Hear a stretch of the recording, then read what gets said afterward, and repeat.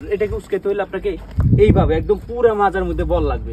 এই যে দেখেন পুরা আপনার পুরা শক্তি লাগবে, কারণ প্রায় 40 কেজি ওজনের এই তাবুকটা আপনাকে একদম পুরো স্ট্রং হয়ে এইভাবে লইতে হবে। এই যে দেখেন, এই যে এগুলো আছে না, এগুলো ধরার একটা অপশন আছে, না হলে কিন্তু আপনি ধরতে পারবেন না। তো এটাকে আপনি এইভাবে মাথার উপরে নিয়ে গাঁথতে হবে, এটা অনেক টাফ।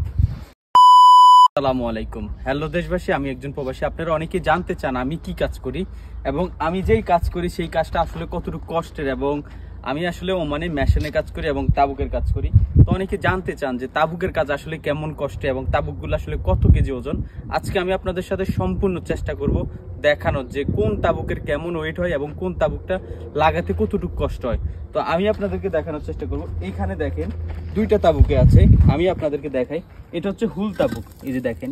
এটা হচ্ছে এদিকে দেখান, এই যে কিদার যেগুলো হচ্ছে মাটির উপরে সেগুলাতে হুল তাবুক গাঁথা হয়। এগুলো 25 থেকে 28 কেজি পর্যন্ত উপরে। আর যেগুলো হচ্ছে মাটির নিচে, এই যে দেখেন আমরা এগুলো হচ্ছে এগুলা, এই যে মত্রুস, এটা হচ্ছে মত্রুস। এই তাবুকটা কত কেজি ওজনের আমি আপনাদেরকে দেখাই।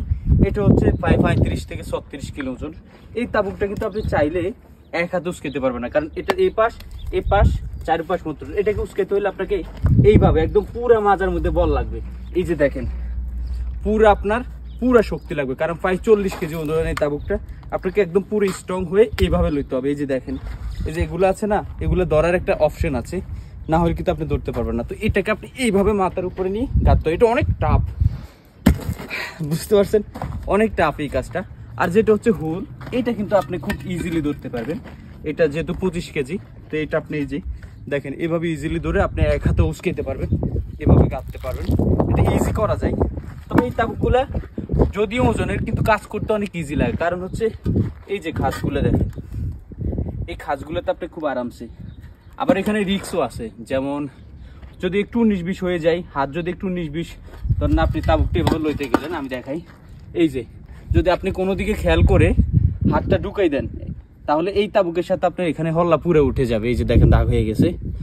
খুব সাবধানে আসলে এই মেশিনে কাজ করতে হয়। আপনি যে এইভাবে নিবেন, পুরোপুরি আপনার নজর থাকতে হবে তাবুকের দিকে, যে আপনি মাঝখানে হাত দিয়েছেন কিনা, এইভাবে উঠে তারপর এইভাবে নিতে হয়। আর আপনি যদি মন আরেক দিকে রাখেন, এভাবে হাত বইরা দিলেন, তাহলে আপনি কিন্তু নখের এপাশ উল্টে যাবে। তাই যে আমি আপনাদেরকে দেখানোর চেষ্টা করি আমরা কি কাজ করি। একটু এপাশে আসেন, এপাশে যান।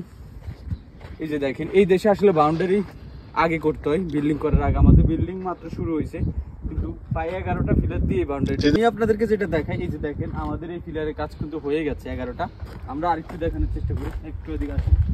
তা আমাদের আসলে বিদেশের বাড়িতে আপনাকে যে কোনো কাজ করতে হলে অবশ্যই কষ্ট করতে হবে, পরিশ্রম ছাড়া কিন্তু আপনি কাজ করতে পারবেন না। তা আলহামদুলিল্লাহ আমরা এই মুহূর্তে আছি ইদ্রিস, ওমানের ইদ্রিস জেলায় ইদ্রিস নামক একটি এলাকাতে আছি। এই যে আমাদের নিচের কাজটা শেষ হয়ে গেছে।